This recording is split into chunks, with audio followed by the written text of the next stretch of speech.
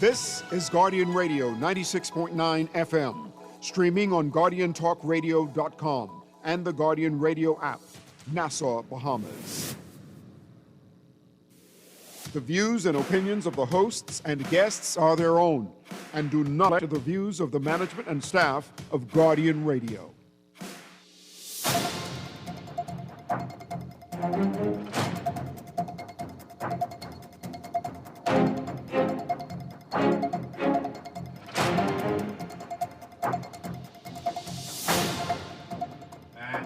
Welcome to another edition of Guardian Radio Today with your host, Dr. Cleveland W. Eneas III, also known as Kahun Anku Sarah.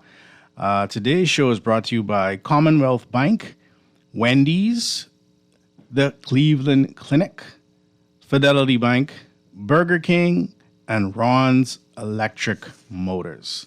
Of course, you've heard it. Z Live is moving to 12 noon or 12 p.m. starting next week, Tuesday.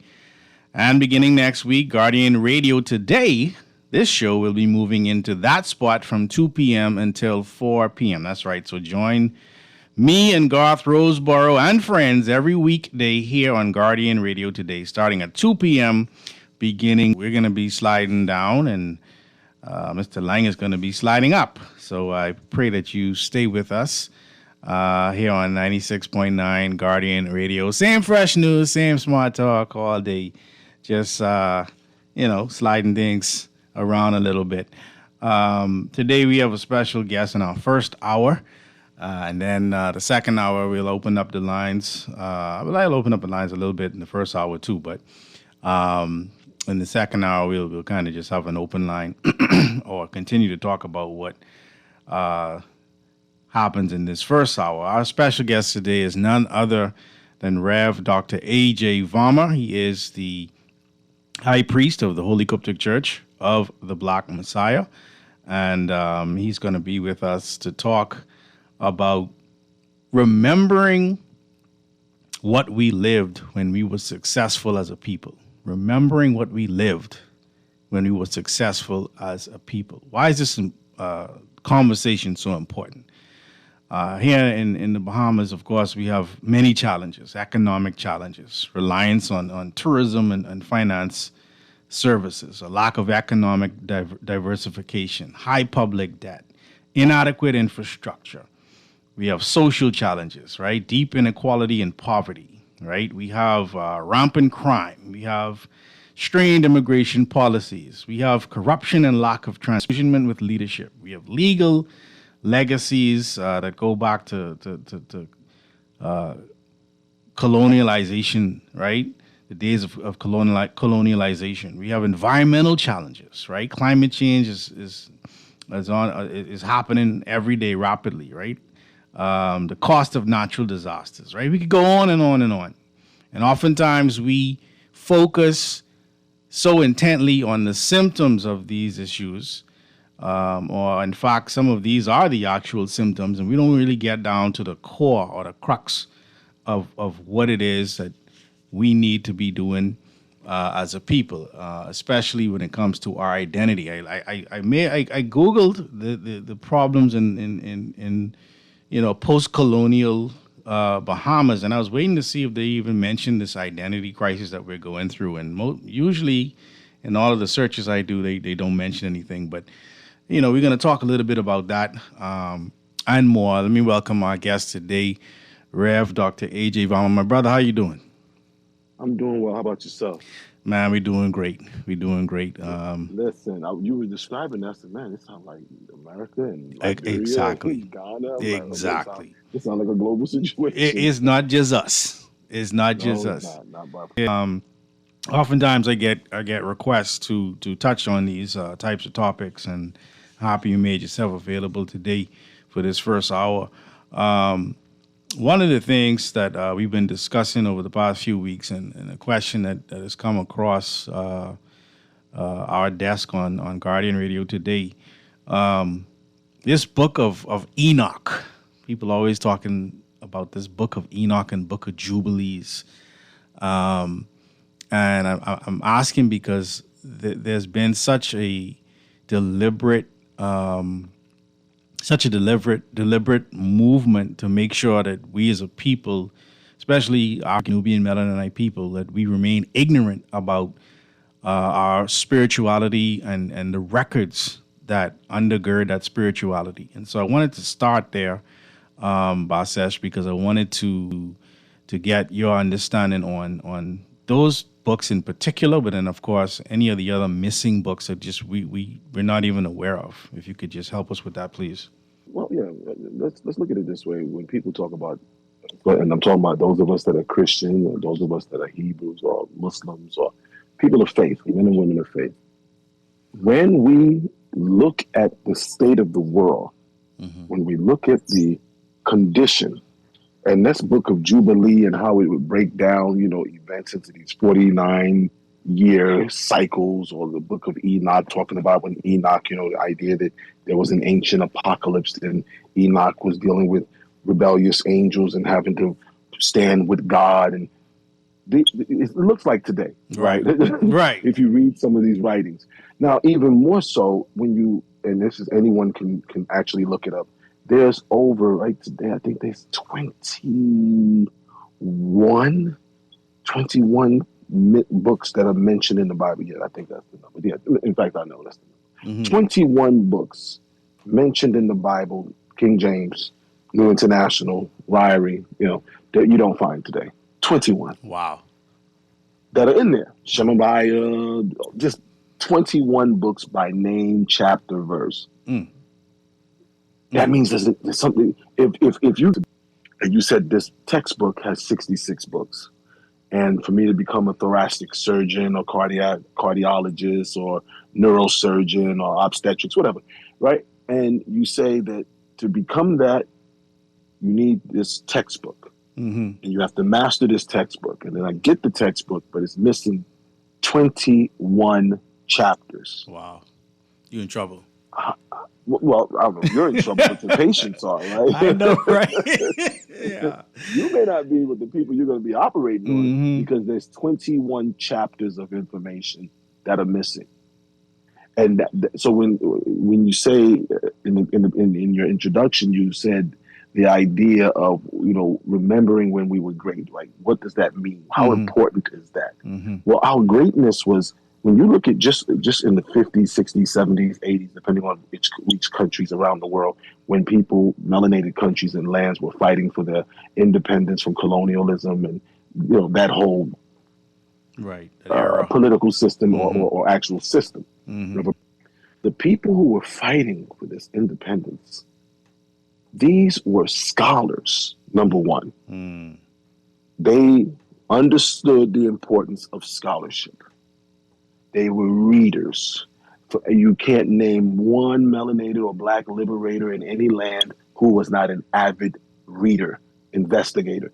Because in order to go against a system, you have to have a revolutionary mind, right? If you're born in apartheid, if you're born in colonialism in Bahamas, if you're born in Trinidad or Jamaica or Liberia or Ghana or wherever, if you're born under these conditions and have been programmed and educated under those conditions, and yet get to a point in your life where you say, I no longer want to live under these conditions, and I'm going to usurp these conditions and free myself and my people, that person is radical in their thinking. That person is revolutionary in their thinking.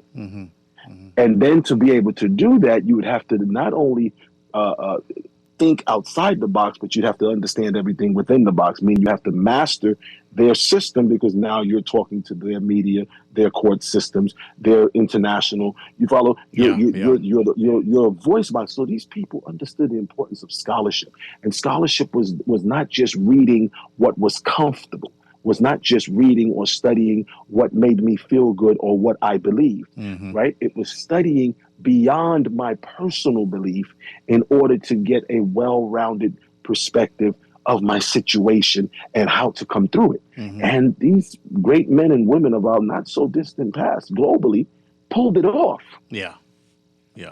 And then the baton was passed, and many of us weren't ready. We weren't ready to take that baton. We went from fighting for liberation for the whole to now the whole is now fighting against each other as to who's going to now be in control or who's going to have the more money or more sex or more whatever it is that everybody's fighting for today. And we forgot that idea of community. So if we go back, whether it's Book of Jubilees, Book of Enoch, the missing books of the Bible, and see what did those people of our past, scriptural past, what did they do? What did Enoch do? If you follow the Book of Enoch, let's say if a person does, or the Book of Jubilees, let's say if a person does, or the Enuma Elish, let's say, what did these great men and women of the ancient scriptures and the great men and women of the not so distant past, what did they do? They had scholarship. And then scholarship said that once you read your scripture or your history or your doctrine or your sciences, you didn't just read it, because a lot of people are great at that nowadays, but then you applied it. You implemented what you read. Right? The protesting that took place in India against the British Raj, led by Mahatma Gandhi and others, right? They read about Garvey. Now, Gandhi was a racist, right? He didn't like black people, right? An Aryan in his thinking, Aryan Hinduism. Right. He was a racist, but he read what Garvey said and how he could see that it worked, and he applied it. Wow. So he wasn't so racist, or so I can read what the enemy is doing to learn tactics to deal with the enemy. Yeah. It's part of remembering that past. And that's proof. Garvey, that's proof. Sorry, that's proof that we dropped the baton, because someone else picked it up and used it in their line. Exactly. How are we melanated people rejecting Garvey, yet the people of India benefited because Mahatma Gandhi read the writings of Garvey and applied it? Right. That's kind of like, whoa. Yeah. So this man Garvey was so brilliant that we black people in the church today, because, we're neither Jew nor Gentile, we're all one in Christ. And that's a beautiful thing. But meanwhile, we're watching Jews and Gentiles having issues in the Middle East. But anyway, right? So there's a split. We cannot continue to look at our great teachers, right? We reject Shahrazad Ali. She wrote The Black Man's Guide to Understanding the Black Woman, Black Woman's Guide to Understanding the Black Man. She wrote about relationships. We reject her. There's a young white girl, I can't remember her name. She's all on YouTube and Instagram. She's on everybody's show. I forget her name. Just real basic, straight hair, young Caucasian girl or lady. And I think I know you mean. And she says everything Shahrazad Ali was saying that about women, black women, and they praise her. Right. I said, well, wait a minute. You're praising her in 2025, or the last 2-3 years, for saying what Shahrazad Ali was saying back in 1982. And what Clara Muhammad, the wife of Elijah Muhammad, was saying back in 1944. Wow. You understand? Yeah. Scripture says we reject our own prophets. Yes.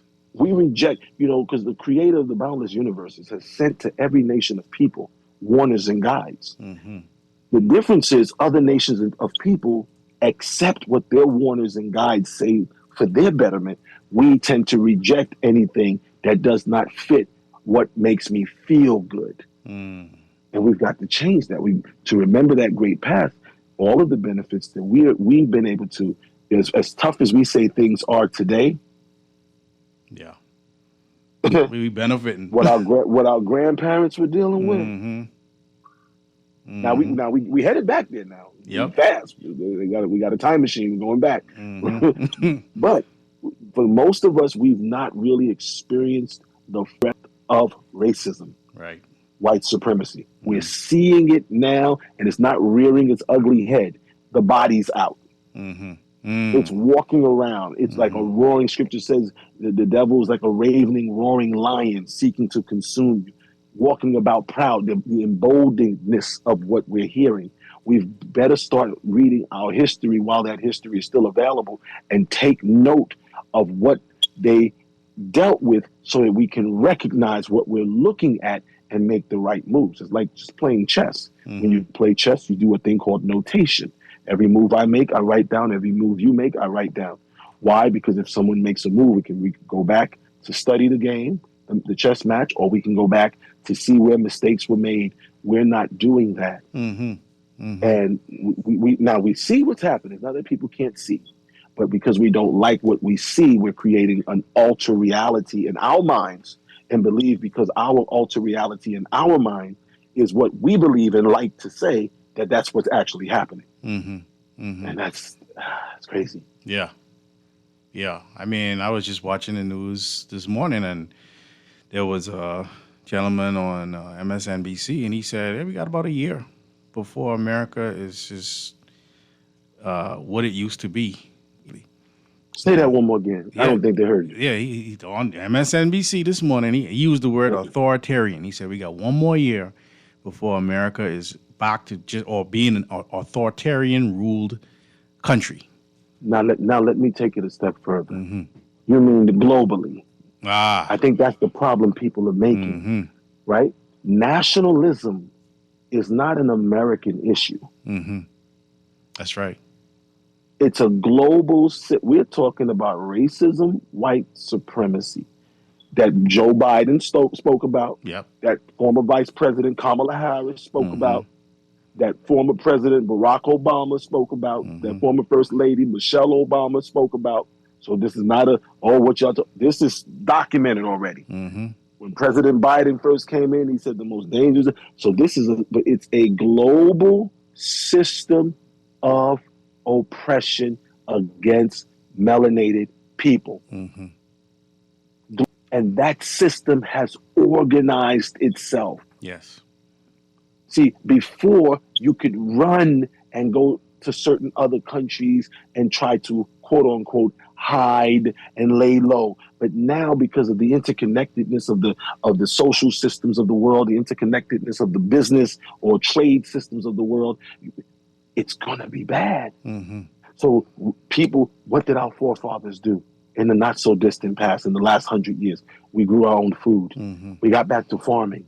Because if you can feed yourself, the rest we can figure out. Right. But if you're hungry, that's a hard figuring out. Get back to farming, get back to gardening, get back to, but I don't have a lot of land, grow some food in the backyard, grow them on the windowsill, grow them on the roof. You know, if you got a flat roof, you can do something. You better start preparing for survival. Yes. We become addicted to the goods that are shipped into our countries. And I say that not just the Bahamas. I'm from Liberia, West Africa. That's where I was born. And everything, you walk into the stores and you see all this stuff, all these goods, much of it not even good for you, being shipped in. And we're consuming, and that addiction, the Book of Revelations calls it the delicacies of the harlot. Yes. The things that the beast, the man of sin in 2 Thessalonians has told us that we need. You know, I got to take, if I love my child, I got to take it to McDonald's. If I love my family, we got to have a KFC bucket, 25-piece with the sodas. If I got to get the Papa John's and I'm going to make people hungry, right? And the Pizza Hut, right? Right? That's what, and now we've bought into that. We've bought into that. And that keeps you enslaved to the system of racial oppression. A person's diet, if this wasn't the case, then the people, as they would invade lands, the conquistadors, Europeans, etc., when they were invading different melanated lands, including these United States, they would not have eliminated your food sources by raising land, massacring the buffaloes and things of that nature to force you to have to eat from them. And this is not a new system. This system been running over and over and will continue to run until we do something about it. What's to do something about it mean? Step away from it and do what Garvey taught us to do.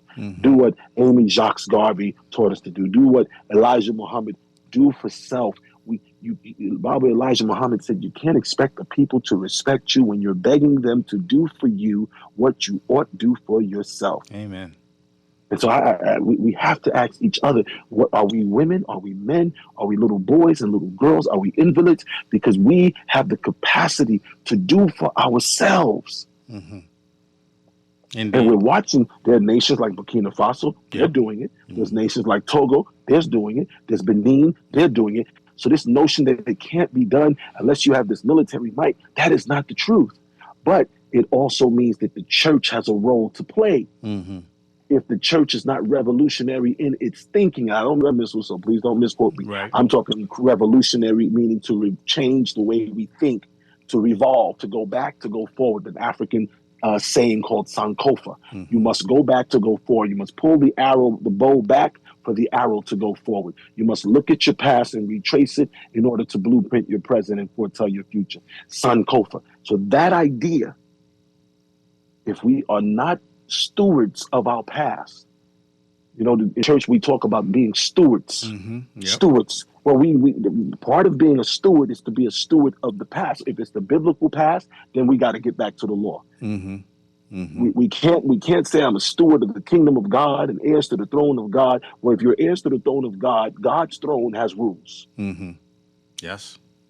And if we are going against the rules of that throne because somebody else came along and told us you don't got to do that no more, while God in Matthew 5:17 is saying you do got to do that to the end of the earth, and earth is still here, I got a problem. Yeah. And if there's pastors who read that enough to say that, or will try to wiggle away from that because they're doing corruption too, then we got to hold them to the fire, hold them accountable as well. Yes. Yes. Another question. Well, hey, we do what we do, right? Yes, we do what we do. It's African Holocaust Month, and we want to make sure that we, we want to speak up and make sure that the voices of our ancestors are being heard, because too often we ignore, what they wanted for us to do, but we're gonna do different. You know what I mean? Right. Yeah, because the people who were fighting to overcome colonization and slavery, I don't think this is what they saw. In fact, I know if they had a crystal ball to see what we're doing right now, they'd be like, man, I ain't sacrificing my life for that. Exactly. But so obviously they saw us winning. Obviously they saw a greater future than what we presented as our present. Yes. So I think we need to continue to work to get to that future, and turn away from this idea of I don't need nobody, I got this, I don't follow no man, or that kind of silliness. It ain't gonna work. And so segueing into another question that came up over the past 2 weeks, a young lady called in and she asked about how do we see that as a church, and how does it factor into us originally as a people? So I wanted to throw that on the table as well, because the change in times is going to dictate some change in the family as well. Well, no, it's not about changing times. We've been there. There's nothing changed.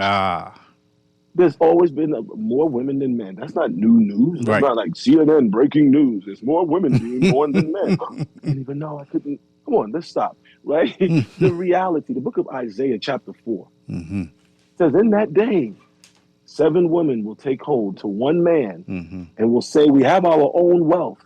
We have our own home. Please come that we may be with you, that we may have a name, not a last name. They use the word Shem, that we may have a legacy. The word Shem. So that's what we're dealing with. Okay. Now, everybody, like I've said a few years ago with the great with Shanique Miller, there she's a lovely lady, and she always has brought us up and showed us nothing but respect and love, and we extend that same to her. And in the conversation, I said, Bahamas has 20 almost 1,000 extra women to men. Yes, the last census. 15 that's to 20,000. The last census. Yeah. Right? So it's just math. It's just a math thing.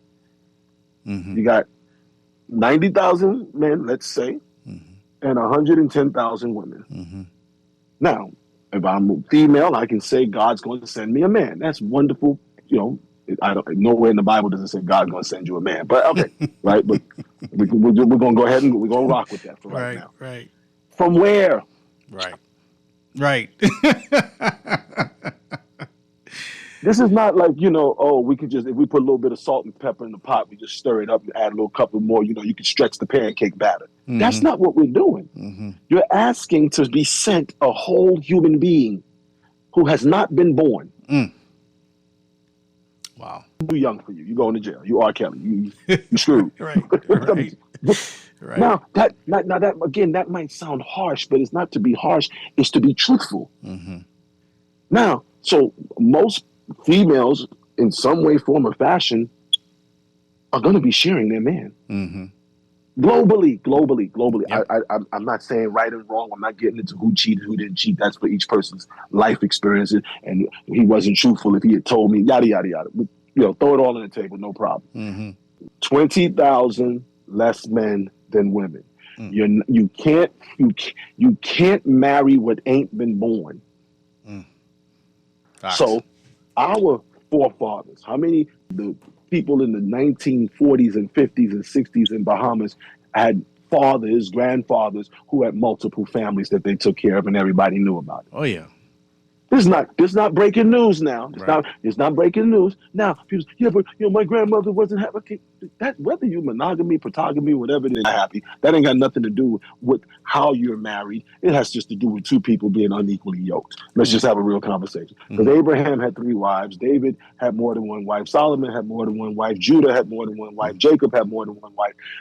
We praise the Bible when we want to praise the Bible, and then we reject it. Yeah, but Paul was a Roman, and the Romans was into boys. So of course, and men. So of course, guys that's into men are going to tell you they only want one wife. That's what the Greeks were doing. They all had one wife, and then they had a bunch of male friends with quotations on the end.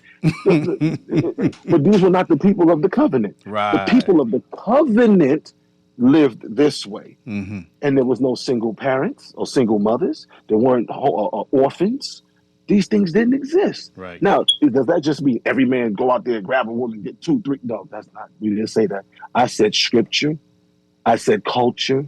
I said rules. I said laws. There's laws that govern it. Right. The Bible says if a man has a wife and he has a second wife and he hated the first wife, but they fell out, but he's still obligated to take care of the first wife and the children. There were rules. There were rules. There were laws. This was not. But today we're socially cool. You'll get with a lady and she'll say, "Baby, we just got together. What's your fantasy?" And the guy's like, "Oh man, threesome? Okay, we could try it. I think we could find somebody." That's okay. Which scripturally isn't, right? 2 women should not be in the room. The scripture says a woman should not look at the naked body of another woman, and a man should not look at the naked body of another man. So if there's 3 of us in the bedroom, somebody violating somewhere. Right. But we're okay with that. We're okay with that because it's not legal. We can do wife swap. We can do couple swingers. We can do thruffles and truffles. We can do polyamory. We can do all of that scripturally says no. But the thing that the scripture says, polygamy, as they call it, which was just family, which was just culture, that thing we're against. Right. So it's not about what do we say. Everybody is in some way, I can't say every single person on the planet, but most people in some form or fashion are practicing some form of there's an extra person in the equation at some point in your life. You may not be practicing it today, but we are all a part of this club of, I did something I shouldn't do with somebody who knew somebody who got somebody. Let's have a real conversation. Yes. Right? We shake everybody's past right now on the radio. Just shake them. Everybody got that one little skeleton going to roll out. Oh, no. Right? So are we going to be hypocrites about it? How many times have pastors been caught sleeping with the congregation? Uh-oh, wait. Change the subject. Commercial break. Right? This is real. And it requires being an adult. We have a thing that I refer to as being emotionally underdeveloped. We're having a grown folk conversation with people whose emotions are underdeveloped. Right. That know, we all know, we're not little kids. We all know what's been going on. We all see it. Right. But then we're going to play hypocritical religious instead of being spiritual religious and say, this is what it is. Now, what does the scripture tell us to do in this circumstance? Right. No, this girl's going to be banned from going to church because she slept with the pastor or with the deacon. And she or somebody who was married, and now she's pregnant. So now she got the scarlet letter. Now she's a whore. She's a husband stealer, a house rat. Right. But if some of these house wreckers in the scriptures didn't house wreck, as you call it, there would be no Jesus because he came out of the line of these house wreckers. Uh-oh, wait a minute now. I see the phone line. Going too far. The phone line's lighting too up. far.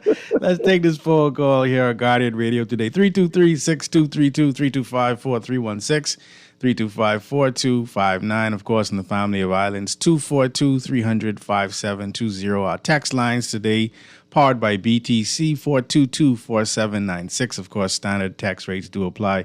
Caller, you're live here on Guardian Radio today. Good morning, Uncle. Good morning. How you doing? I got a question for our friend. Sure. what impact does he think the social welfare legislation that happened in America in the mid 60s had on the impact of the family? In terms of how it seems to have spilled over outside of the U.S. and into the Caribbean also. Well, here's the reality. That those social programs, there's a senator at the time named Patrick Moynihan, MohayAman, and he did what was called the Moynihan Report, U.S. Senator, that spoke about removing the effects of removing the black man out of the house. They created social welfare programs that said in order for black women to get more social help, they could not have a man in the house. In fact, James Earl Jones and Diana Ross, Claudine, I think it was called, they did a whole show, a movie about it, right? And how the system, and then through the Peace Corps, which was another weapon of colonialism at the time, the Peace Corps went all around the world and they had a program, and all the programs were always save our girls, save our girls, save our girls. Girls got to be educated, girls got to have rights, which was all true. Not anti. I'm a girl dad too, got 6 daughters, right? In this save our girls, save our girls, save our girls, no one was calculating, well, who's going to marry these girls? So there was a shift again to remove the black boys out of the equation, and the great Francis Cress Welsing, Dr. Francis Cress Welsing, one of our Tonist popes, said that they understood that because the black male had the genetic material to combat what they're referring to as white genetic survival. So these programs that have spilt over, not just Bahamas, it's in Liberia, it's in Nigeria, it's in Togo, it's in Congo, it's in Angola, it's in Haiti. These programs were never intended to help us. Were our not so distant foreparents, were they intelligent enough and scholarly enough to be able to use these programs and make it work? Yes. But then a generation of people came who didn't study those strategies and stratagems, and instead just interpreted it and have applied it exactly as it's been given to us, and that's what's put us in this condition. And Doc. And so, go ahead. Yeah, and if we read the news as carefully as we should, we would see that these programs are ongoing. Of course. Colonialism never ended. Colonialism by another name, slavery by another name, is still slavery. No. Uncle and I always talk about the neo-colonial framework. People get angry. Anyway, man, thank you for the information. Okay? Right. But people get angry. Again, we're not angry at people for getting angry, right? We have to understand the condition called cognitive dissonance. Cognitive dissonance means I see reality, but because the reality that I see I don't like, I'm going to create a alter reality in my mind alone, and I'm going to defend that alter reality with every waking breath because it's the thing that I prefer to see. Right. But what I like about this whole nationalism that's going on across the globe, it's helping people to wake up. Yep. See, we don't got to do it anymore. I just be like, hey, what my president say today? Oh, look, won't he do it? You follow what I'm saying? Yes. You let them, Modi in India, he making it clear. The protests happening in England, they're making it clear. What's going on in France, they're making it clear. What's going on in Morocco, they're making it clear. They're making it clear. What's going on in South Africa? The white farmers massacring black people, but it's being said that black people are killing white farmers. They're making it clear. We don't have to argue. What we have to do is organize. Yes. Organize to survive and thrive. Position ourselves, those people like the gentleman who's calling in, who can see, we say, join us. Because we're all seeing, but we're not organized. The great El-Hajj Malik Shabazz, who most of us know as Malcolm X, he said, we're not outnumbered, we're out-organized. Yes. I got a text here. Go ahead. The Book of Enoch, someone was listening earlier. We're back to Enoch. Okay, let's go. They say the Book of Enoch clearly does not describe a globe system. It talks about the movement of the sun, not of the earth. This is what the text is saying. Okay. Which translation of the Book of Enoch? You know how many translations of the Book of Enoch there's been? Are we reading the Book of Enoch translated by melanated people of the land that Enoch came from?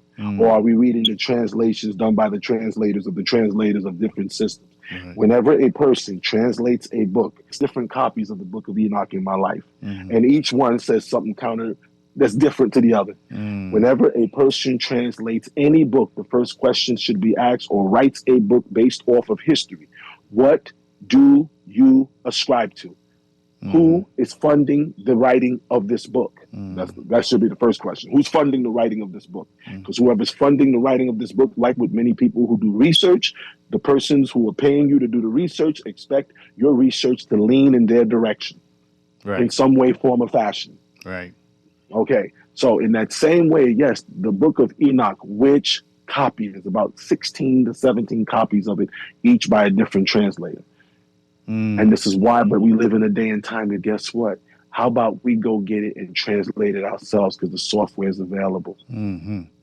See, that's what the Holy Cryptic Church of the Black Messiah, that's what we do. Yes. We don't go off of just what the translators say. We read everybody's translation so no one can tell us something that will catch us off guard, right? We study to show ourselves approved. Right. However, once we finish reading, I got so many Bibles on this shelf and in my trunks. I got like I think at least I got about 60 different Bibles, but that's a different discussion for my crazy self, right? But once we've read everybody's Bible, we say, now let's go look at the language and we're going to translate ourselves, Right. so that we know what it said for us. Right. We got brains that work. Right. We got black scholars. We got linguists. We got educated people in all fields. So the Book of Enoch in that translation says that. Thank you. We got a caller. But Enoch was in Babylon. The Babylonians knew that the sun didn't move around the planet. So Exactly. whoever translated that was trying to get you to not read outside of what they wanted you to read. I pray that makes sense. Okay, yes, indeed. Let's run back to the phone lines here because you're only here for the first hour. So, caller, you're live here on Guardian Radio today. Yes, sir. Good day. Good day. How you doing? In fact, I'd like to say good day to the people that hold diplomas and are certificated but this is a bad day for the poor people. You know, so maybe I feel. You know, I like. You believe people who hold a certificate ain't poor? Pardon? Yeah, about to say we got you know. No, I call them the educated ones. You believe because you educated for the poor folks, for the house slaves. See? Okay. So they are uneducated ones. You see? See, but I like dialogue with your guest and that, you know, whether he believe in reparation. Okay, forget what I believe. Have we been given reparations? No, we haven't. Okay. But why ask, right? Because today in the UK, that's in the news today in the UK. That's right. That's in the UK, it's in America. It's in America. 2 years ago, Tariq Nasheed, Dr. Kaba Kamani, they had a whole thing protesting it.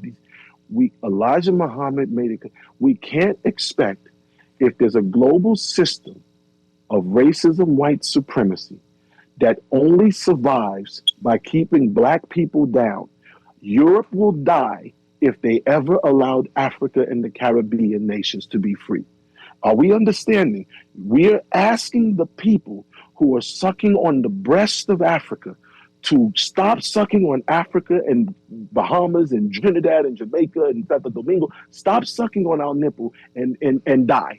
They're not going to do that. They'll give reparations like them. The Ukrainians will get money for what's happening there. They'll get moved to other countries to give resources. See, in the Bahamas, you know, the what you call it, the house slaves, the educated ones, the educated slaves, right? They says that our reparation and the reparation for the field slaves should be spent by the government and social programs. You see what I'm saying? Like the poor people need the field slaves need to be educated like the field slaves are stupid. But let's say this to the field slaves, all the educated slaves, all the house slaves, because we're all slaves in some capacity. What did our foreparents do? It's called numbers, right? Let's take 100 educated rich people. Let's take 20,000 poor people. Who has the power? The 20,000. People have the people they just want don't the power. realize it. The thousand people have the power. The 20,000. No. Garvey proved what I'm saying. Garvey didn't convert the rich 2 million people, the regular 2 million people. but because of their numbers, the math added up. Elijah Muhammad didn't convert the well-educated scholar, PhD, worth $100 billion black people. He took Malcolm X, who was a former pimp, drug runner, numbers runner, people like that, cleaned them up, showed them how to do for ourselves, and turned it into the great nation. And I can do that with so many black organizers. We have to understand. Our problem is, if you see this media you on, our problem, this media is 99%. See, we don't have a alternative media in this country, in this Bahamas. They all are. We don't have, like, in no way. But you do. You have social media. You have social media. See, no, but you have social media, sir. They have some alternative, at least they have a little alternative. But in the Bahamas, but you have social media. See, we can complain about what we don't have, or we can take what's available and do something with it. You have social media. This mainstream media, we have this media, media that jives and but let me say this. But let me say this.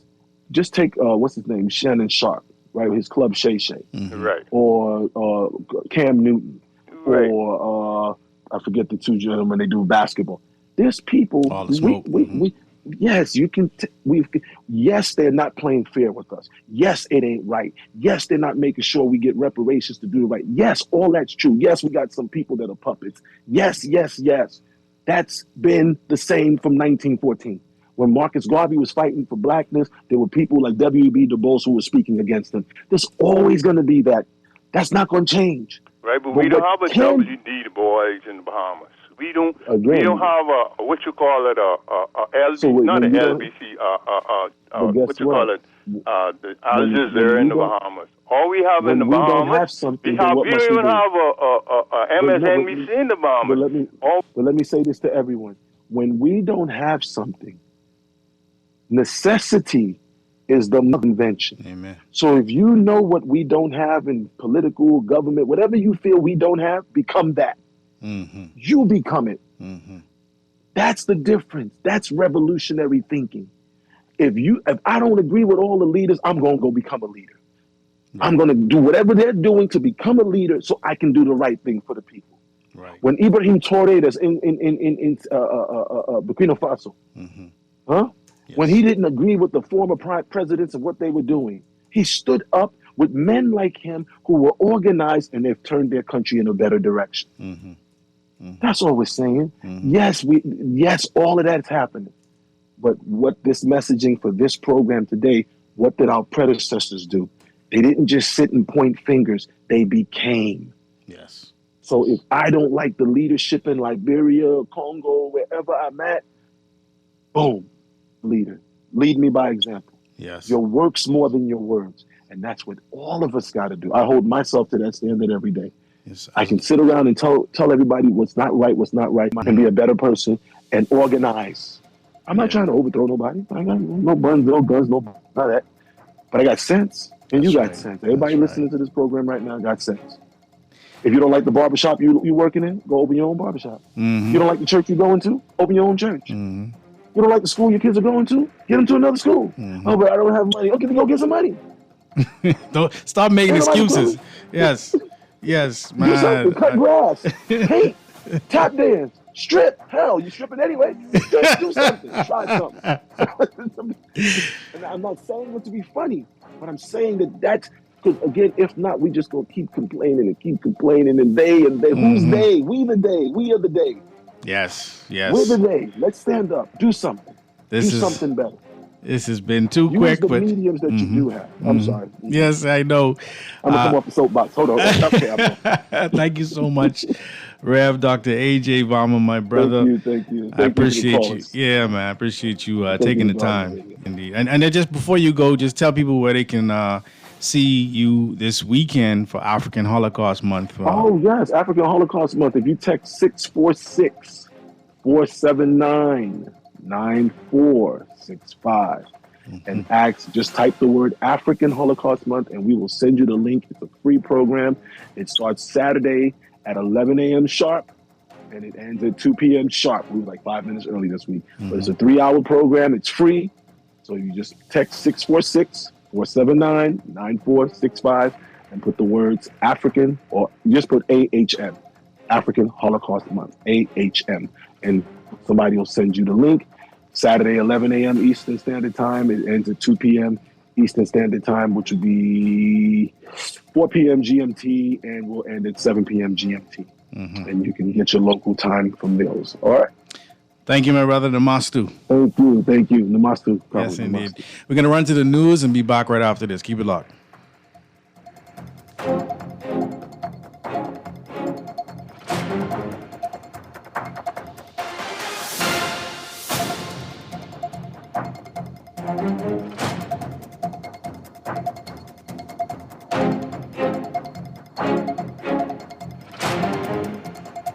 Is Guardian Radio 96.9 FM, streaming on GuardianTalkRadio.com and the Guardian Radio app, Nassau, Bahamas.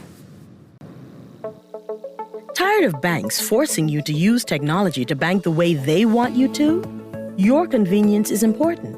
So no matter what your banking needs, Commonwealth Bank's friendly staff are always available in branch for that personal one-on-one service. But when you choose technology, our online and mobile banking app offers you state-of-the-art functionality. The choice is yours. Commonwealth Bank. Bank the way you want. It's time to upgrade the way you enjoy at-home entertainment. Alive Fiber is here.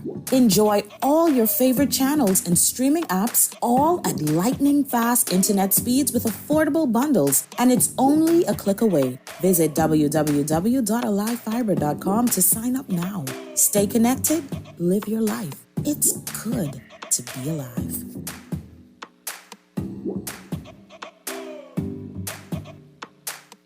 This October, let's come together for hope, support, and strength. Support Group Dollar Day, happening Friday, October 17th from 7 a.m. to 10 a.m. right here on the grounds of the Nassau Guardian, Carter Street, Oaksville. And the best part? With just $1, you can help make a difference in the fight against breast cancer.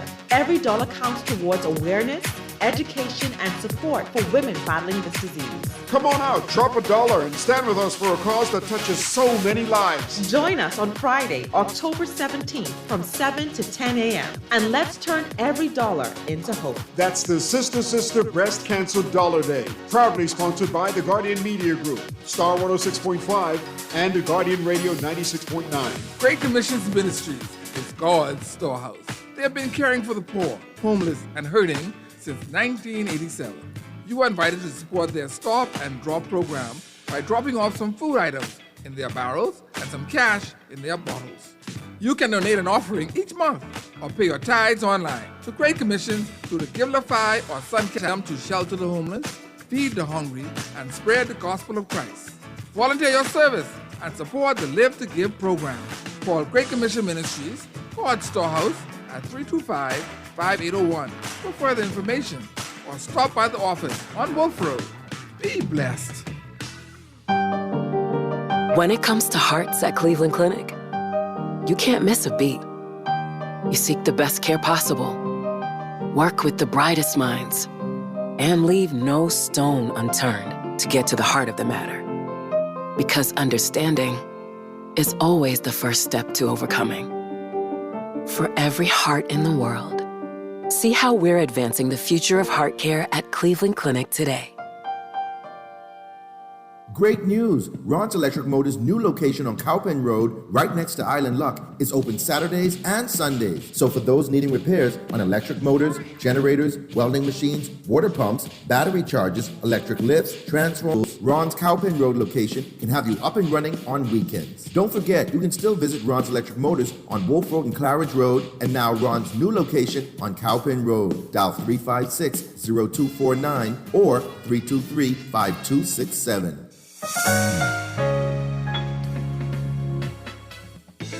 Don't wait for a storm to arrive. Stock up on hurricane supplies, make home repairs, purchase a generator, and more this hurricane season with a Fidelity personal loan. Make that move today. Call 356-7764. Fidelity, we're good for you. I'm not afraid. Hi, I'm Shivago Lang, host of Z Live, and we're changing things up a bit. Starting October 14th, our daily talk show will move from 2 p.m. to 12 p.m. Monday through Friday. We will continue our in-depth looks at national issues, thoughtful analysis of current affairs, insightful coverage of international development, intelligent and solutions-focused approach. So tune in weekdays at 12 p.m. for Z Live, where we navigate complexities with poise and purpose, and keep you informed and engaged.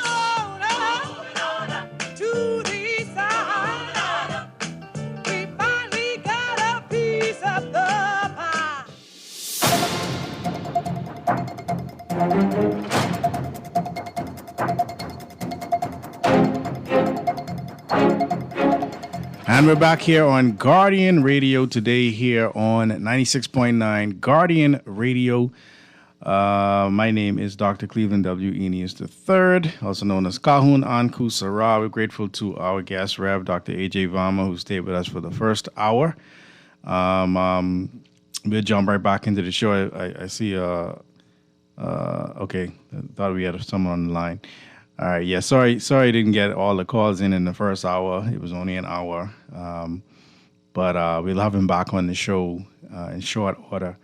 All right, Z Live is moving to 12 p.m. starting next week, Tuesday. Beginning next week, Guardian Radio Today will be moving into that spot from 2 p.m. until 4 p.m. So join me and Garth Roseborough and friends every weekday here on Guardian Radio Today, starting at 2 p.m. beginning Tuesday of next week, right after the holiday. Yeah. So there's a lot going on in the country. There's a lot always going on in the country. I understand that, the streets were filled. I was trying to figure out why all these barricades was being put up this morning before all the people got there. And I see that the Prime Minister came out and actually spoke with the protesters, etc. And that kind of made me, think about this revolutionary spirit that, I don't know, we've kind of lost it, right? We've kind of lost it.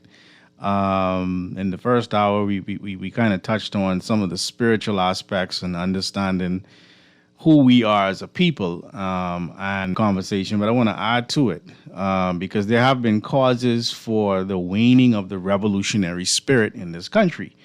One of the first things that has caused us as a people to wane with regard to this revolutionary spirit is this political disillusionment.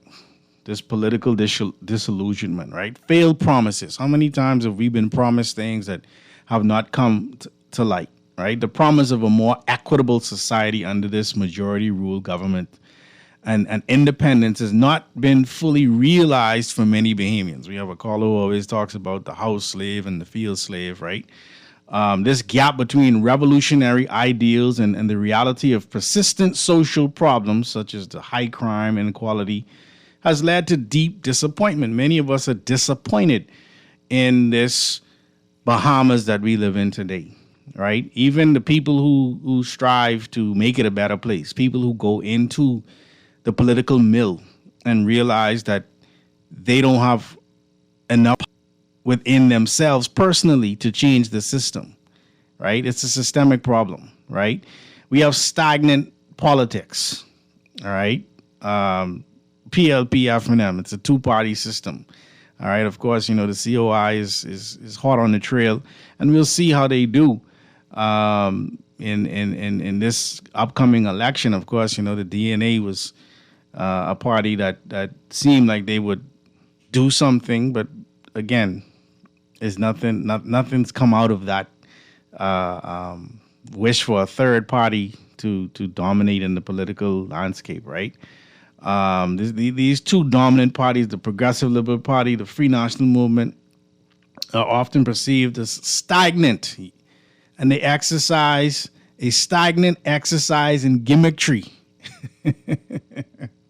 A stagnant exercise in gimmickry. Both parties have alternated power since independence, with little significant change for ordinary citizens.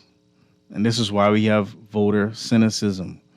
Again, we're trying to figure out, where did this revolutionary spirit go? We was fighting for some things that really manifested, as Vaughn P. Miller would say, we got to make the wealth common in the Commonwealth, right? Do we trust our leaders, whether politically or socially? There's widespread public perception of government corruption and a lack of transparency, right? Which has further eroded public trust in the political leaders, right? We're always questioning, we're always asking why, we always calling the radio stations, but can we actually do a deep dive into what's really going on? How do we really do the research? We had our guest, Dr. Tinker, on yesterday, and he said, even though we have a Freedom of Information Act, even if they release what you're asking for, they can redact. In other words, they could take a block marker and they could cover up all of the words that they don't want you to see and still give you the document like that. So you still can't really read it. Right? This is the system that we're talking about.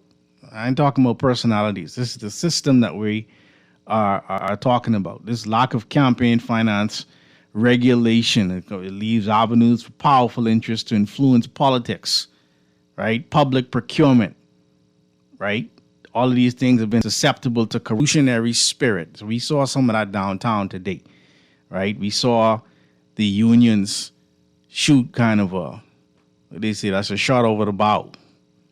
They didn't bring everybody from, the family islands, but just to let the prime minister and et al.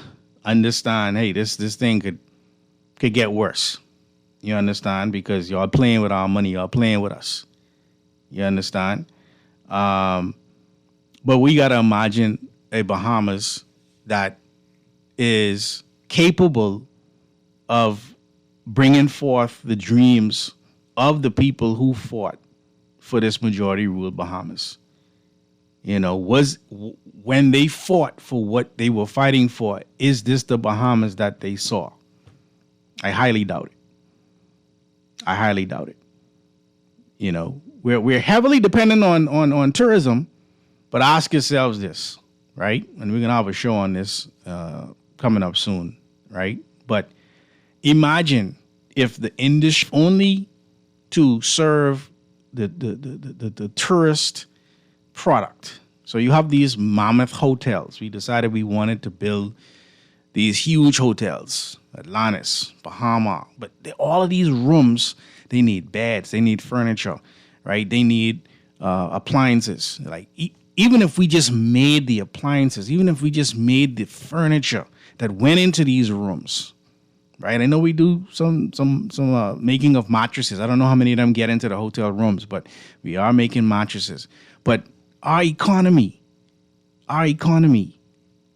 just seems to be non-existent. We are very much a consumer-oriented people, right? We buy. We don't make, and then of course the unemployment increases because there's only so many jobs that can go around off of this model we have for an economy. And so this is why we started the first hour imagining live when we were successful as a people, when we did for self. Let's run to the phone lines here on Guardian Radio today. 323-623-235-4316, 325-4259 in the family of islands, 242-300-5720. Of course, the text line is powered by BTC 422-4796. We're streaming live on GuardianTalkRadio.com, as well as we are on Cable Bahamas 969 and BTC Flow channel 612. Let's run to the phone lines here on Guardian Radio today. Caller, you're live here on Guardian Radio today. Uncle. How you doing, my brother? Good afternoon, sir. Yes, thanks for calling. Good conversation you had a little while ago. Yes, thank you. But Uncle, when I look at, I always try to find out how much earning that the union leaders there make a month. That never been disclosed. That even their members don't even know. And I understand why they have to be fighting so hard. They don't care what they got to fight for, what they got to do. if they are honest with their members and stuff like that, why the members them never know how much these leaders them is taking home and stuff like that? It would be a surprise to know that the money they are making and stuff like that. Yeah. Now I see now where the union them is fighting for women that have when you have sick leave, maternity leave. They want it now 20 weeks. They drop it now to 16 weeks. I mean, that's like 4 months you off from a job. Yeah, but you know what? They had a baby. They ain't just home. They had a baby. You have any children? Yeah, but I understand that. But, all right, if you was working with 12, okay, just take it to 14. And every time, well, you carry it up and stuff like that. And not only that, so you they want the husband of these women who they have trained for to have time off too. And we know. Paternity leave is in. I got paternity leave when I had children. And I needed to be able to. My wife, she just either had a C-section or she just pushed a baby out. What she could do. I gotta run around. I gotta be able to do things in order. Lord help you if you have complications with the child. Okay, so if you're working for somebody else, so that means another company is supposed to pay you to stay with your wife then? No, because the same government who asking women to have children need to figure out how when they have the children, they're going to actually deal with the children. Children just ain't something that you have so you could tax. They asking the women to have more children, and they don't want the men to leave the women. So if the men are going to assist the women, they need time to do that. Should be paid. The government should pick up that tab then. Well, the same tab let me say it this way. The same child that's going to eventually put money into the NIB, right? Into the system, right? Should be looked at so they could grow up to be able to be taxed. So it's not a one-way street, right? That same the same, because obviously in any business you have to prepare for, if you have female employees, you have to prepare for them having children. Okay, my last point is mentally disturbed. Okay. I mean, mentally disturbed. That's a broad thing, because mentally disturbed should be in the contract now. That if something you're going through, you can't take it. Well, that is a part of your sick days. You should just, your boss should give you some time off. You still get paid, stuff like that. But then again, they say, I'm mentally disturbed too. I need some money now. Okay? I need some money. So I'm trying to figure out. So be saying mentally disturbed, man, we will be inside a problem that we are creating a problem that we better be careful what we are doing. Thank you, sir. Thank you for your call. You know, I guess the first thing you mentioned is how much these union leaders are making. Like, that's something for their members to agitate for, right? I can't get that. I ain't a part of the union, right? They got to agitate for that. So, you know, that's it is what it is. As far as maternity leave and all the other aspects of what these are things obviously that the members are agitating for, and the leaders are doing their job, as far as I understand it. All right, let's run back to the phone lines, and then we'll take some text. Call you live on Guardian Radio today. Cool. Good day. How you doing? Yeah, I'm okay. Great conversation you had earlier. I was, listening in to you and the gentleman. Very good show. But I'm not calling you to understand is that this caller who talked about union leaders and what they're doing, the government, but paternity and maternity leave, we are way behind the rest of the world in that regard. We must be about 50 years behind, so we're just catching up. And in terms of Belinda Wilson, I call her the GOAT. She is the greatest of all time when it comes to union presidency and trade union matters. Mm-hmm. Now you got to give Belinda her credit. She is consistent. She go after both governments. Mm-hmm. So you can't say she is partisan. Right. But you ask a question about our forefathers and what they would think if they were to come back and look at the Bahamas. Yeah. They would be appalled. They would be appalled, because the thing called Bahamianization is basically over with. Yeah. And those of us who know about Bahamianization will be coming too old to fight for it. Mm-hmm. So God help us with the younger people who were born in the 90s who have no idea about Gombe summer and all of those other things, Gombe village, etc. So God help us. Yeah. But what do you think about that? Our latest appointment now, what I can describe as now Ambassador Herschel Walker. What do you think about that? Do you think the Bahamas can benefit big time from that? I think we need to figure out how we can best utilize this arrangement. I don't. Herschel Walker has his own views on a lot of different things. I don't agree with. Right, I've watched him. I loved him as a football player, and that's kind of where my love for him stops. You understand? Because I've heard him speak on some things that I just don't agree with. Right, I don't know him as a person. What I would be interested in, he claims to want to come here and I guess bring some more influence of America into this space. I don't know how much more influence they could have, but it seems as if he's ponying up to figure out how to lessen the influence of China in our he plans to do that. I do know that with the proliferation of guns, they got more guns in America than people. And if he could help us to stop those guns from coming into this country, I'd be grateful to him for that. You understand? Yeah, I also believe that he needs to help us, because our government isn't listening to us. They're talking about we don't have an immigration crisis, and we know we do, because a lot of these immigrants end up into the U.S. So I hope Donald Trump can come down on countries like the Bahamas, like a ton of bricks, and cause them to address this vexing problem, because it's only hurting our citizens. It's hurting us.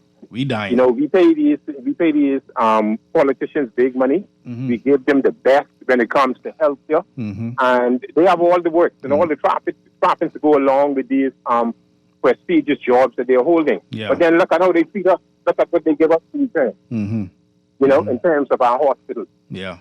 The ambulance, and then what I don't understand, and when there's an emergency, the ambulance fly in with their sirens to get you. When they pick you up, where you end up? Right in the corner in the A&E and one journey. You don't even get to see doctor. So I don't know what's all that little blue with them using these sirens. But I hope that when President Trump, through the new ambassador, put pressure on countries like the Bahamas. And you see, the U.S. shouldn't be seen, to be duplicitous. Befriending countries like the Bahamas, who seems to have an open door policy when it comes to immigration. And this, Trump don't support open borders. No, he doesn't support it. So I don't know why they would want to keep friends with countries like the Bahamas who seem to be like they support these things, because there's no such thing as the Bahamas being for Bahamians first, and everyone else can follow suit. It seems like we always lie. Look at what is happening there now in the public service. I believe Pierre Global Role is doing a good job as a member of parliament, but we have too much unrest. Too much unrest is in the country, and I don't know why the government, successive government, and you give them a mandate, they come in, they say what they're going to do, and when they get in, they do something totally different. And they see what happens to government when they don't listen to the people. So I don't know what's going on in that parliament, but it could be so cohesive if government, if they could only be perceived out there to be working for Bahamians. Yeah. What do you think about this MOU that was struck October 6th between the Republic of the Philippines and the Bahamas? this labor cooperation. It says establish a framework to promote safe, orderly, and fair labor mobility between the two nations and strengthens protections for Filipino migrant workers in the Bahamas. How you feel? What you feel about that? Normally take these groups, but I'm going to do my part, because I will be reaching out, and I'm going to try to see how best through our advocacy to get this government to pay attention to what's going on with us, because there's no way, man. I have relatives who would have visited that hospital, and I always say on public radio, I don't have no big-time medical insurance. Yeah. And if something would have happened to me, I could be one of those persons that I look out on those gurneys in PMH. And this is sad. It shouldn't be happening, man. Our population is too small. Yeah, that's true. Too small for these type of legacy issues that successive governments seem to turn a blind eye to. Yeah. And go up by PMH. Wow. You'll have a terrible day.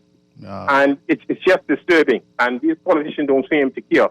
But we'll see what happens going forward, But we need to do much better as a country and as a people. Thank you, man. I appreciate the call. He's very right. I mean, I've worked around PMH, and I've seen exactly what he's talking about. This text says, teachers know exactly what their president makes. It is all in the contract we agreed to and clear as day. See? I tell you. That's why I don't get in people's business. The people know what they need to know. So that's why I ain't getting in that. So that caller who was concerned about how much the union leaders make, I guess you got to go join the union. All right, let's jump back to the phone lines. Skirmy, I think we got some phone calls. Call you live on Guardian Radio today. Yeah, each time we talk about this labor thing, right? Mm-hmm. One thing sticks in my mind. Labor, if you're on a job, right? Mm-hmm. You are actually producing enough to pay for yourself and for your company, right? Mm-hmm. Ideally. Yeah. But we have a government service in particular where each year our government has to borrow money to pay for salaries. And other things, yeah. Okay? Yeah. And debt. They borrow money each year. Mm-hmm. We have to get this labor thing sorted out in terms of we have to become producers and not just consumers. Mm-hmm. And that is I think is the baseline. Mm-hmm. Anyway. Yeah. Yes, sir. Thank you so much. All much. Yeah, I mean, ultimately, if you go back to the goals of Sarandon Fox and what he aimed for in labor, we could begin to understand. We've made some strides. We've made a lot of strides. We've established the trade unions. Now, the decent wages and the working conditions, that's another story. We don't know. In some instances, maybe, but not in most. All right? We've created Labor Day, right? They continue to fight against injustice, right? Political empowerment, well, they're out there today using their voices for the workers' rights. So the spirit of Sarandon is still with us. But we got to keep fighting. Let's run back to the phone lines here on Guardian Radio today. Call you live. Angu. Yes, my brother 52. How you doing? Thanks, Cleveland. But I wanted you because the next time you tell AJ Wama he can't just come on for an hour no more. Yeah, he was planning on staying for 2 hours, but he had something that came up because I wanted you to call and talk. Yeah, but what happened is to make a dash and diamonds I reached was back too late. But okay. But I wanted to know which book of Enoch that text was actually reading, and the fact that the papacy and the religious powers that be, they really thought that the book of Enoch had disappeared. Mm-hmm. Little they knew that Ethiopia had preserved this book, right? Mm-hmm. Mm-hmm. Yeah, on the unadulterated text, they have preserved that book. Also, the Book of Jubilees and many others that were not canonized. You know why they were not canonized. They didn't want you to read to have an outlook. Like I said, it's like you go into court and you have 88 books, but you only giving me 68 books of evidence, but they're guilty. Right. So they're guilty of obscuring and hiding. It was not hidden, it was really forbidden and suppressed. You know what I mean? Mm-hmm. But I wanted to get on to really what you was talking about and to mention something that the the doctor was talking about I like how he said he was not talking about a violent revolution, but of course a revolution of the mind, which is one of the hardest revolutions given the level of ignorance, and I don't know if it's willful ignorance, but we fighting ignorance. So. Yeah, we fighting ignorance. Because sometimes people, but sometimes people don't want to unlearn what they've learned, Uncle. That's the most frightening part. Well, see, that's the beautiful thing. That's the beautiful thing of what's happening in the world today. They ain't got to learn it, but they're coming. The revelation time. But some schoolmate there who was some of the house slave and the field slave, et cetera, et cetera. He said that we don't have a William E. Du Bois here. We have many William E. Du Bois here because we're always pitting a black man against another black man. You understand what I'm saying? Yes. So it's the moral of the story as it relates to the new Herschel walk, et cetera, and our geopolitical position. What I look at is, we are torn between two lovers. So I just have a little joke here. We have a confluence, the dragon and the eagle, right? Yeah. Right? Yeah. So, it's up to our government to be prudent on our behalf. But for me, we just political pawns. It's all about the earth's resources. And it's the superpowers, it's strong oppressing from the weak. This is biblical. This has nothing to do with the third world leaders who are powerless, which I don't know if I've ever sent you the documentary of the Iron Mountain Report, if you've read the literature. Yeah, and what I was trying to show people, your military might determines your sovereignty. So something that you and Dr. A.J. Bahamas was talking about in the prior show, Rich and I wanted to juxtapose that with during the pandemic. Remember during the pandemic, in which third world countries were more or less being ostracized or forced to give up their sovereign assets like ports and hospitals and different money making things to the Pfizer and the company and the big pharma company. You didn't remember that? Yeah, I heard. You never saw that, Uncle. I heard about some of it. Yeah. No, but this is actually news. Yeah. That's what I'm saying. So that should have frightened them to give you an idea that you're all on the right path. But really, one of these days, we really get into the Book of Enoch and these hidden books that were forbidden. Yeah. Good written. Give thanks. Yes, my brother. Come on. Yes, indeed, 52. Yeah, I thought about you, and he said he only could be on for an hour today. And so we can get him back and have him hanging here for at least 2 hours. Let's run back to the phone lines here on Guardian Radio today. Caller, you live. All right, next caller. Caller, you live. Caller going once. All right. 323-6232, 325-4316, 325-4259, of course, in the family of violence, 242-300-5720. The revolutionary spirit in this country, where is it going? Right? Why is it dissipated? I think we all have our opinions on it, but what say you? We got another live here on Guardian Radio today. Hey, Anton. Hey, bro, what's up? What's that, my brother? All is well. Listen, sometimes when, I like to call your talk show in particular, but today I need to straighten out some of your thoughts, all right? When when lots of people in this country say we have an immigration problem, help me to understand what your concept or your perception of an immigration problem or immigration crisis. Help me, and then I can tell you why I saying all of that to say that. Well, some of the things that I've heard is a burden on, let's say, our public systems, the hospitals, the schools, right? The idea that you would have perceived illegal immigrants, because you can't always tell if a person is illegal, right? But you have people in your country who can't even speak English running businesses. When Bahamians supposed to be the holders of business licenses when it comes to retail and wholesale businesses, but you walk into these stores, and it ain't just Haitians, right? You see a lot of Indians, you see different nationalities that run in stores right on your main thoroughfare on Bay Street. You could just walk and you don't see Bahamians, or seemingly see Bahamians owning these stores. Yeah, right? Because you don't know. You don't know, right?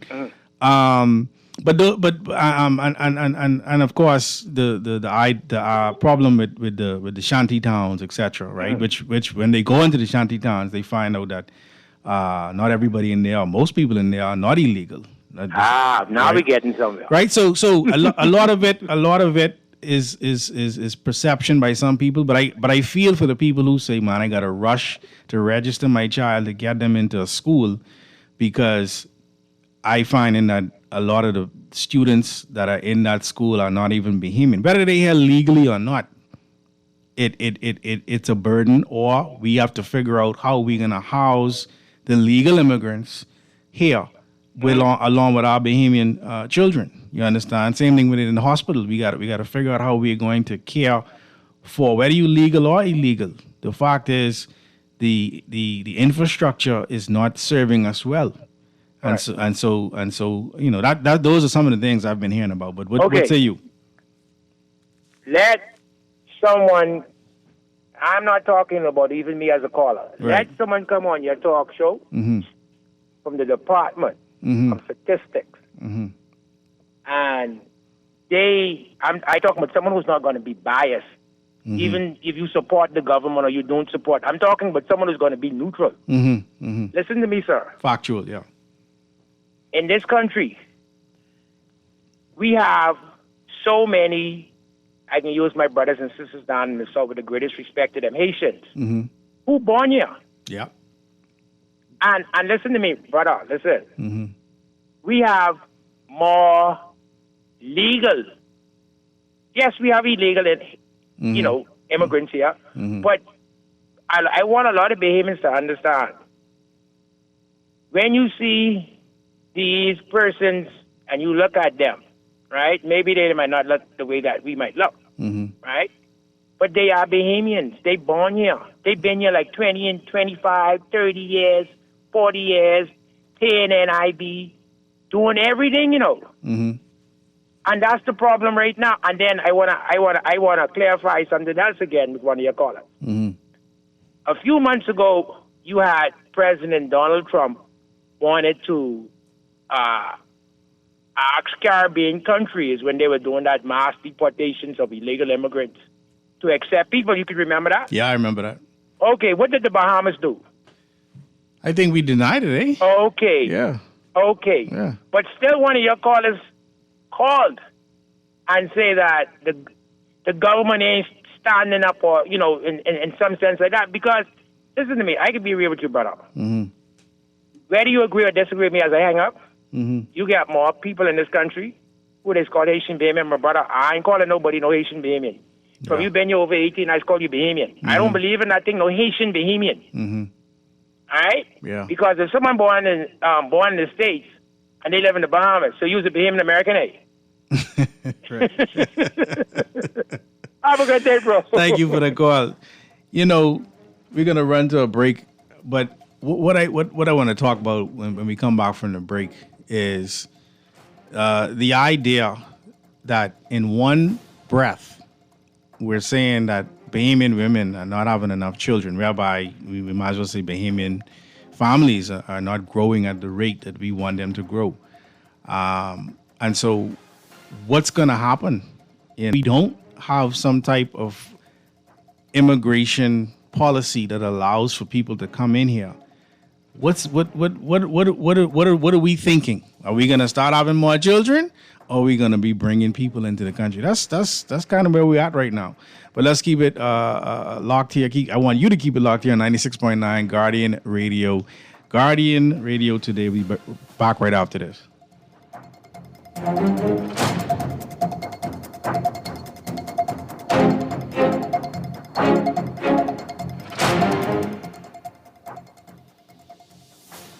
Everything is bigger and better at Burger King Nassau. When you have a big appetite, BK has a royal deal for you. Get a flame grilled double Big King Jr. or an original chicken sandwich plus 4 chicken nuggets, small fries, a drink, and a fresh baked cookie for only $9.95, including that. The royal deal was built for a big appetite, and at $9.95, including that, it's a steal of a deal. Go big and enjoy the BK flavors you love with the $9.95 royal deal at Burger King Nassau.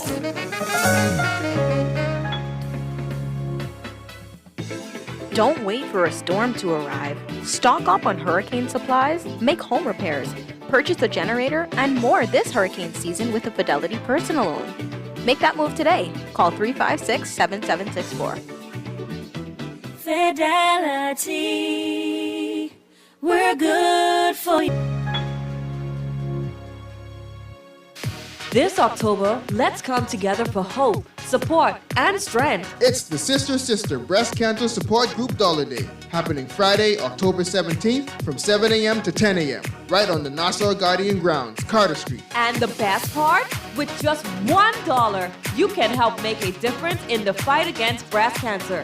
Every dollar counts toward awareness, education, and support for women battling this disease. Come out, drop $1, and stand with us for a cause that touches so many lives. Join us on Friday, October 17th from 7 a.m. to 10 a.m. and let's turn every dollar into hope. That's the Sister Breast Cancer Dollar Day, proudly sponsored by the Guardian Media Group, Star 106.5, and the Guardian Radio 96.9. For fast, reliable, and impactful printing services, look no further. Let Printmasters bring your masterpiece to life.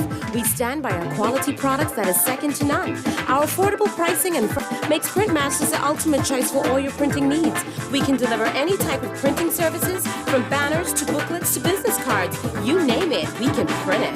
Let Printmasters bring your masterpiece to life. Located in the Nassau Guardian Building, telephone 302-2361. Craving something with bold flavors? Introducing the new Bacon Portobello Mushroom Melt, only at Wendy's. Enjoy our hot, juicy beef stacked with crispy applewood smoked bacon, savory sauteed portobello mushrooms, and drenched in our rich, melty cheddar cheese sauce, all on a warm, toasted bun. Gotta be craveable, gotta be Wendy's. Available for a limited time only. This is Guardian Radio 96.9 FM. Fresh news, smart talk, all day.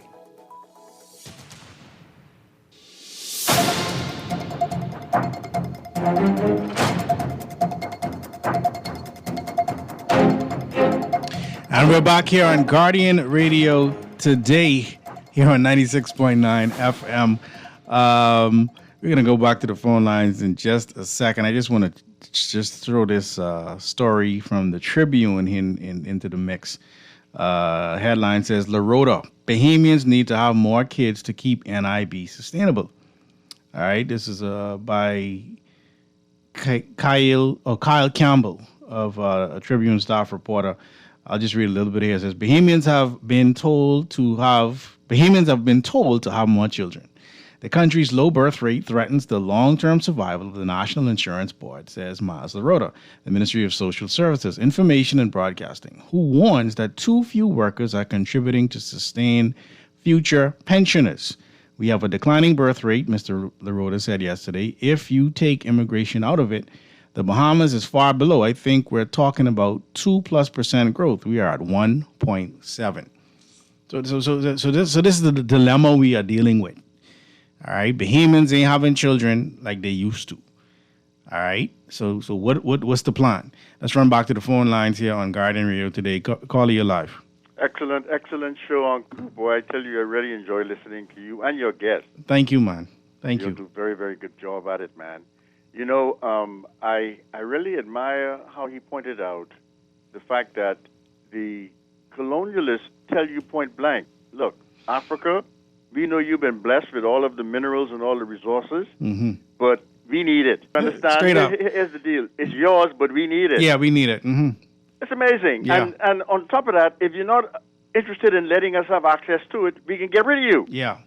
They have what's called manifest destiny. You know, God tell us we could come in here and take this. Yeah. Well, God also told me that I'm His chosen people, and I can kill up everybody around me, and there's no problem with that. I don't know where this God come from telling these people these things. My Lord. But Lorota is on to something that I think we need to really look closely at. I'll tell you a little secret. You know, most of the foods that we buy in the food store, packaged foods, processed foods, not good for us. That's correct. But I find that the people who come here, they are farming and they are eating purely from the land that has not been poisoned by bombs, weaponry. But we are not buying from them because we're trying to avoid that. But we prefer to get the lettuce in the store that tastes like plastic. But when you look at these people who are on the side of the street, they are growing right in front of you and selling it to you, which you could have grown yourself because you're too lazy. Well, this so is what... obviously, the children of these undocumented individuals are going to be more healthier. Follow this? I'm with you. And this is the dilemma that we are facing, that we're not being aware of, because we got to buy packaged food. We have to buy $5 worth of cancer from the fast food place. You don't hardly see them doing that. They boil in their food, and they're having strong bones, strong, sound minds. The only problem they have is that little bit of money that they could have had if the country was in a better position. But they're deprived, and they realize where they are, and they're working their way out. We got the edge, and they ain't pushing forward. What's wrong with this? Well, we are very much influenced by the West. So we always try to keep up the norms of the West, or what we perceive the norms of the West to be. And then we feel to be right. Yeah. But you could clearly see the current president right now is letting you know point blank, I don't want nothing to do with your ethnicity. I want to promote my white supremacy. That's right. The same history that's been going on from time. Very plain as day. Okay, thanks, man. Yeah, my brother. 323-6232, 325-4316, 325-4259 in the family of violence, 242-300-5720. Our text line, powered by PTC, is 422-4796. Let's run back to the phone lines. Caller, you're live on Guardian Radio today. Yeah, I'm just going to be very brief. Sure. I find it very disturbing that everybody's talking about a problem and they don't know. They don't have the figures. Go ahead. How can you solve or run a country when you don't know? If you're having a party and you don't know how many people, how are you going to provide? Okay. So there's something that disturbs me. We don't know how many people are in this country. Okay, I didn't cut you there. Something happened. Call back, caller. Call back, caller. Because listen. Your cry has been my cry now for a very long time. The ability to actually analyze data in this country has been difficult, and I'm not, saying that there aren't people who aren't trying to put some things in place, but it's difficult to have a real conversation when the data is not there. So like the caller is saying, how can we have a realistic conversation without real numbers? You understand? In 2024, all right, the imports, all right, food and live animals represented 16.5% of imports with a value of $815.5 million. Okay, this is what we're importing in food. I ain't talking about machinery and mineral fuels and manufactured goods. I ain't touched that yet. I just talking about food, because the previous caller talked about growing food, right? And the fact that we are so hemmed up on eating what we see on TV. You understand? And I get it. I have my fast food from time to time, right? But when you make that a staple, in your trouble. Understand? I hope this is our caller who got cut off unintentionally. Go ahead, caller. Yeah, so the thing I would ask if somebody could give some real statistics. And it's something to think about. Haiti is a country with 13 million people. Can the Bahamas sustain 5 million or 6 million people? So it has nothing to do with anything. It has to do with how we are organized in our country. Canada has a quota, okay? And countries have quotas. Switzerland, those countries have a quota. The Bahamas should have a quota of how many people can come in, be naturalized, and so on, so that we are not endangered. And until we have picked up and given every child a proper education and a job, I don't think we should be talking about anything else besides what we owe our people. No, you make a valid point. All I'm finding when I do any research are estimates. All I'm finding are estimates. Right? There are estimates from the International Organization for Migration and others living in the Bahamas as anywhere from 30,000 to 80,000. And a Haitian diplomat claimed in 2022 that there were 150,000, right? So that's a huge disparity, anywhere from 30,000 to 150,000 Haitians living in the Bahamas, right? Let me look at other nationalities, right? Because it's not only the Haitians, right? Oftentimes Haitians are looked down upon because of their economic state, right? In terms of has been done because of what Haiti represents. Haiti represents freedom for black people. All right, let's just have a real conversation.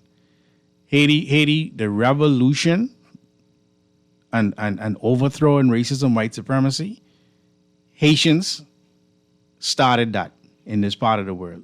And that's why they get beat for it. You understand?